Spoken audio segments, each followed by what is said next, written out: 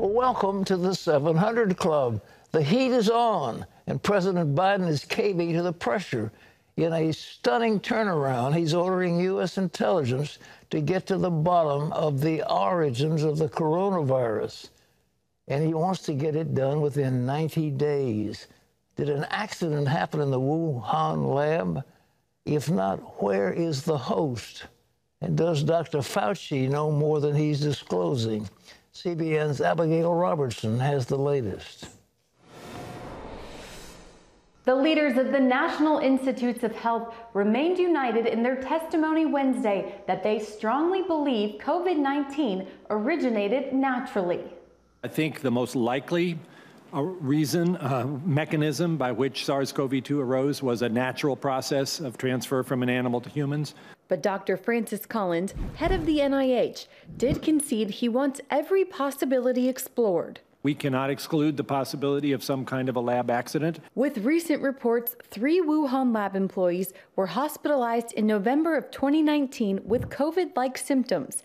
Republican Senator Marco Rubio questioned Dr. Anthony Fauci's quick dismissal of the lab leak theory. I didn't dismiss anything. I just said it's a high likelihood that this is a natural occurrence. Lawmakers pressed Fauci. If it's natural, where is the host? Have we found any animals that carry COVID-19 that could have been the source of the transmission to humans thus far? Thus far, not. On Faith Nation, Senator Mike Braun said he was pleased with Fauci's openness to look at all the information. So when it comes to Dr. Fauci, that is as much as you're going to ever get him pinned down. And I tried to do it to where I got him to agree with transparency. Republican Senator Rand Paul told CBN News doctors like Anthony Fauci might have a motive for downplaying the lab theory. I think that he's not being honest with the American public. Raising concerns about the NIH's involvement with the Wuhan Virology Institute. NIH and Dr. Fauci have been funding Wuhan research. They do it through an intermediary called EcoHealth.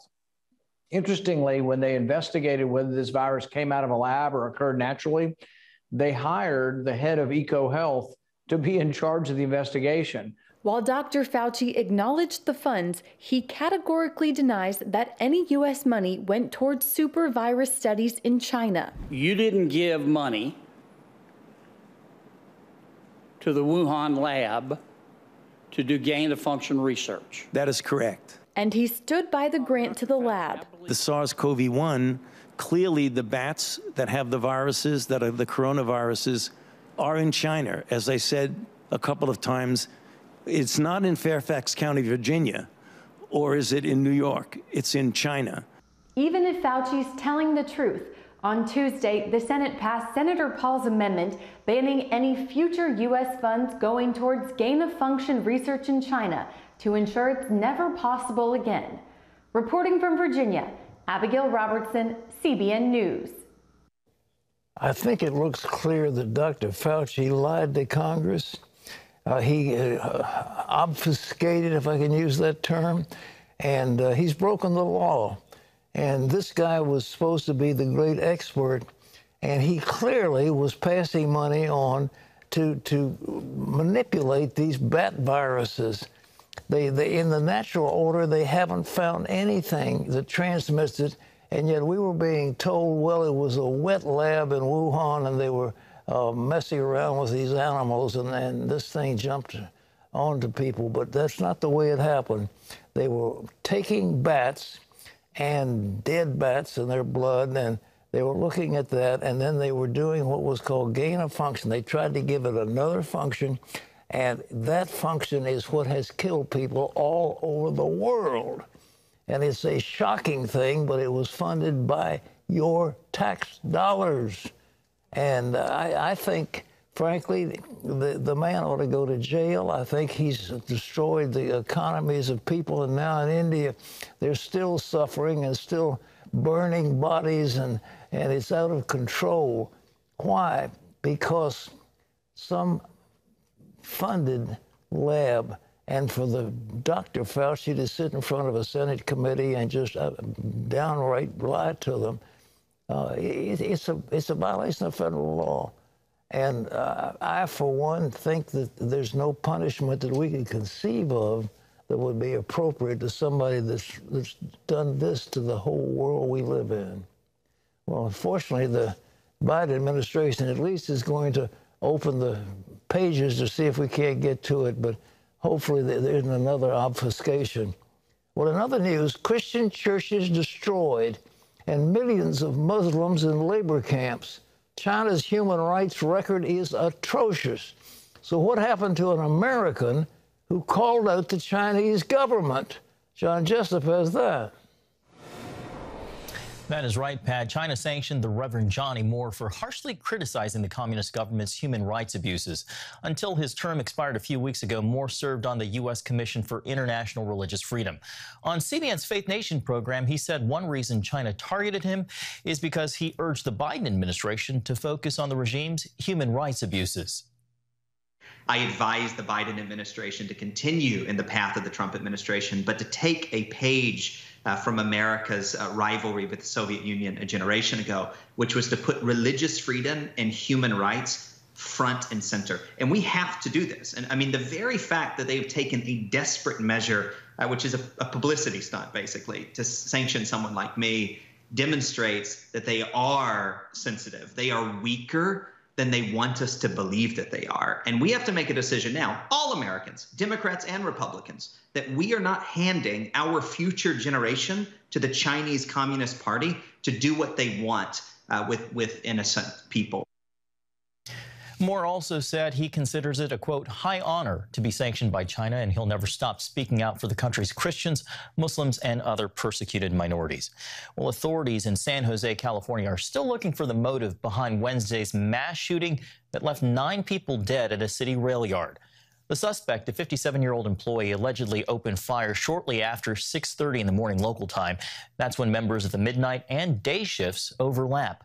Police responded to the scene within minutes, running to the building from their offices just across the street.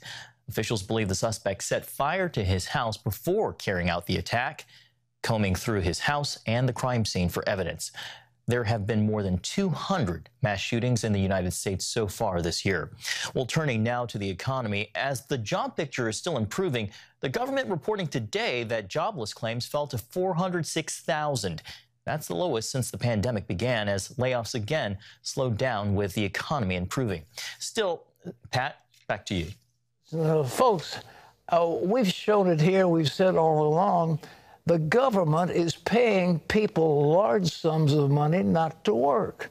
So people are not going to work if they can stay home and enjoy themselves and still get a check. And the Biden administration has steadfastly refused to acknowledge that they are causing the problem.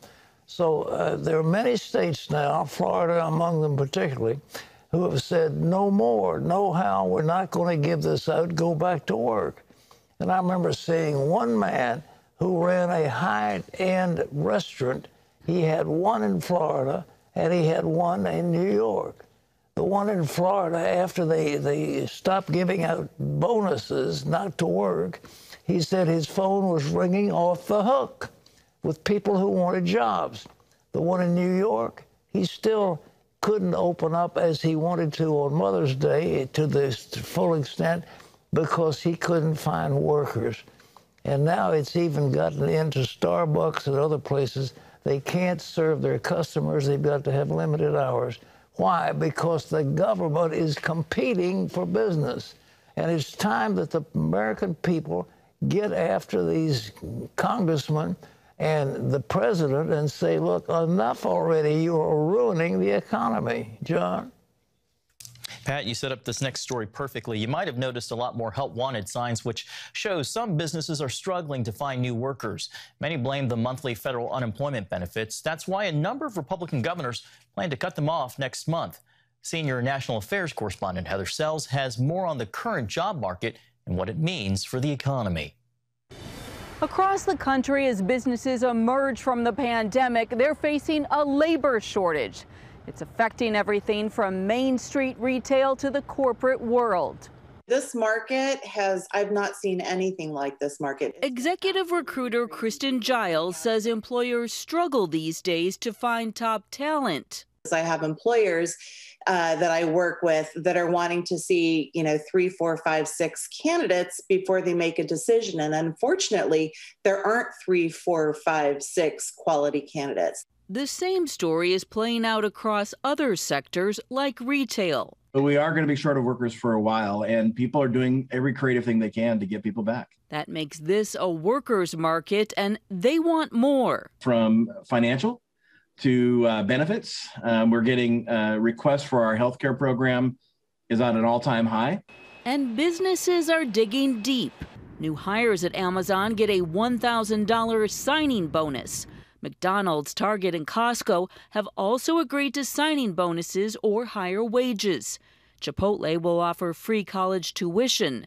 So many are asking, why is it so tough to hire when 16 million Americans remain on unemployment? A major concern is that the weekly $300 in federal unemployment give people a reason to stay home. And research shows nearly half of those unemployed receive more income from jobless benefits. Unemployment paid me more than I would make in a crazy week. It's why 22 Republican governors are ending those benefits starting next month. Those benefits really, instead of providing a safety net, provided more of a hammock for people. Unemployment numbers are beginning to drop thanks to increased vaccinations, more schools reopening, and the hope that people will continue returning to good health. And here's a promising sign. Consumers are spending at a healthy rate. Many economists predict the economy will expand by 7% in 2021, the fastest annual growth in more than 30 years. Heather Sells, CBN News. A positive picture there. Thank you, Heather. Pat, back to you. There's a strain of incompetence that's coming down. Incompetence at the border. We're being flooded with illegal immigrants, and now they're being flown or bused into the central part of America.